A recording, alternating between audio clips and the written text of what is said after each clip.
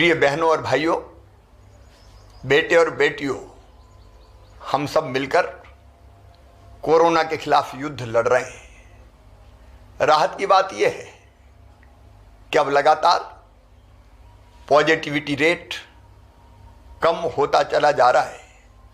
22 अप्रैल को positivity rate जहाँ 24.29% था, ये घटते घटते आज 25 अप्रैल को 23.01% हो गया।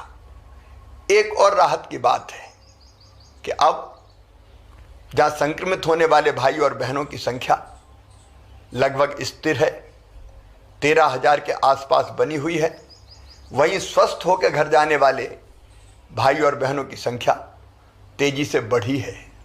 19 अप्रैल को ये संख्या 6,836 थी, 25 अप्रैल को बढ़ के 11,324 हो गई। लगातार स्वस्थ होने वालों की संख्या बढ़ रही है, रिकवरी रेट हमारा बढ़ता चला जा रहा है, लेकिन अभी लंबी लड़ाई बाकी है। और याद रखिए, ये जो रिकवरी रेट बढ़ी और पॉजिटिविटी रेट कम हुआ, इसका सबसे बड़ा कारण है आपका सहयोग। कोरोना कर्फ्यू, कोरोना से लड़ाई घर के बाहर निकल के नहीं जीती जा सकती। कोरोना से लड़ाई हम घर पर रहकर ही जीत सकते हैं। हम घर पर रहे, इसलिए संक्रमण की दर अब घटती और है। आप सबसे मैं निवेदन करना चाहता हूँ, ये सहयोग लगातार आवश्यक है। धैर्य और संयम से हमको इस लड़ाई को लड़ते रहना है। मेरी प्रार्थना है कि हमारे गांव में अगर किसी मोहल्ले में कुछ घरों में संक्रमण है तो एक माइक्रो कंटेनमेंट एरिया बना दीजिए। उस इलाके को अलग करके वहाँ रहने वाले भाई बहनों की आवश्यकता हम घरों में पूरी कर देंगे, लेकिन वो वहाँ से बाहर ना निकले, ताकि संक्रमण को फैलने से हम रोक सकें। अगर हमारे शहर में किसी कॉलोनी में किसी मोहल्ले में संक्रमित भाइयों और बहनों की संख्या ज़्यादा है तो वहाँ माइक्रो कंटेनमेंट एरिया बना के, मतलब उतने इलाके को कंटेन करके हम संक्रमण को बाहर फैलने से रोक दें। ये सहयोग अत्यंत आवश्यक है और इसलिए अब माइक्रो कंटेनमेंट एरिया बनाने की नीति भी इस लड़ाई में हमने सम्मिलित की है। मेरे प्रिय बहनों और भाइयों, जब हमारा कोई परिजन संक्रमित होता है तो मन में तकलीफ और व्यथा होना बहुत स्वाभाविक है, लेकिन कई बार ये देखा गया है कि बड़ी संख्या में पॉजिटिव पेशेंट के साथ परिजन अस्पताल आते हैं। मैं आपसे निवेदन करना चाहता हूँ, इसके कारण एक और आप स्वयं संक्रमित हो जाते हैं तो आप खुद का भी नुकसान करते हैं, और आप संक्रमित हो गए तो फिर आपके परिजन की देखभाल कौन करेगा। और इसलिए मैं निवेदन करना चाहता हूँ कि किसी का आना परिजन के साथ आवश्यक है तो कोरोना गाइडलाइन का पालन करते हुए आए। ज़्यादा संख्या में लोग बिल्कुल ना आए, और अस्पताल में तो संक्रमित को भर्ती करवाने के बाद वार्ड में कतई ना जाएं, बिल्कुल ना जाएं। आप अगर कोरोना पॉजिटिव पेशेंट्स के वार्ड में अंदर जाएंगे तो आप स्वयं संक्रमित हो जाएंगे। इससे संकट और बढ़ेगा और गहराएगा।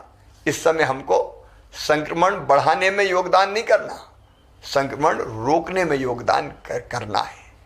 हर संभव प्रयास हम कर रहे हैं व्यवस्थाएं बनाने का। कई बार जब बड़ी संख्या में संक्रमित भाई बहन आते हैं तो व्यवस्थाएं छोटी पड़ने लगती है, तकलीफें स्वाभाविक है, मेरा मन भी बहुत व्यथित होता है, लेकिन इसके बावजूद हम पूरी ताकत से व्यवस्था बनाने में लगे हुए हैं। ऑक्सीजन की आपूर्ति लगातार बनी रहे और बढ़ती रहे, इसका हर संभव प्रयास जारी है। माननीय प्रधानमंत्री जी का, भारत सरकार का इसमें पूरा सहयोग मिल रहा है। अब तो वायुसेना के विमानों से खाली टैंकरों को गंतव्य तक भेजा जा रहा है, जामनगर हो या दूसरे स्थान हो, ताकि वहाँ पहुँच जाए, जल्दी समय बचे और वहाँ से भर के फिर बाय रोड आ जाए। रेमडेसिविर इंजेक्शन उपलब्ध कराने के हर संभव प्रयास जारी है। ऑक्सीजन रेल से भी आए, इसकी व्यवस्था भी हमने की है। हम कोशिशों में कोई कमी नहीं छोड़ेंगे, लेकिन इसके बाद भी अगर असुविधा होती है तो मैं क्षमा चाहता हूँ। कोई कसर व्यवस्था बनाने में नहीं छोड़ेंगे। हम सब मिलकर लड़ेंगे और इस लड़ाई को जीतेंगे। एक तरफ जहां हम सब मिलकर महामारी से लड़ रहे हैं, वहीं दूसरी तरफ इन कठिनाइयों वाले समय में आपका जहान भी चलता रहे, इसकी कोशिशें भी हम लगातार कर रहे हैं। मध्य प्रदेश सरकार ने 3 महीने का राशन निःशुल्क देने का फैसला किया है। माननीय प्रधानमंत्री जी ने, भारत सरकार ने भी 2 महीने का राशन मई और जून का निःशुल्क देने का फैसला किया है। निःशुल्क राशन के साथ साथ हमारे जो स्ट्रीट वेंडर है, चाहे वो शहरी हो, फुटपाथ पर सामान बेचने वाले, छोटा मोटा कारोबार करने वाले या ग्रामीण क्षेत्र के हों, उनके खाते में भी 1000 रुपया डालने का हमने फैसला किया है। जल्दी ही किसानों के खाते में मुख्यमंत्री किसान कल्याण योजना की निधि की एक किस्त भी डाली जाएगी।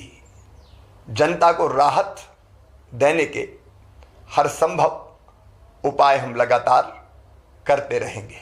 लेकिन एक बात और ध्यान रखिएगा, इस लड़ाई में अगर हमारे सेनापति कोई हैं तो वो सेनापति है डॉक्टर्स, पैरामेडिकल स्टाफ, हमारी नर्स बहनें, हमारे वार्ड बॉय। ये अपनी जान हथेली पे रख के, अपनी जान जोखिम में डाल के ये इस लड़ाई को लड़ रहे हैं। इनका सम्मान कीजिए, इनका मनोबल बढ़ाइए, इनकी हिम्मत बढ़ाइए, इनका हौसला बढ़ाइए, ताकि दुगने उत्साह से ये आपकी सेवा में लगे, संक्रमितों को स्वस्थ कर सकें। इनके साथ अशोभनीय व्यवहार कतई नहीं होना चाहिए। आइए मेरे बहनों और भाइयों, मिलके हम इस लड़ाई को लड़ें। मेरा विश्वास है कि जो रणनीति हमने बनाई है उस पर अगर हम ठीक ढंग से चलते रहे तो निश्चित तौर पर कोरोना हारेगा, हम जीतेंगे। बहुत बहुत धन्यवाद।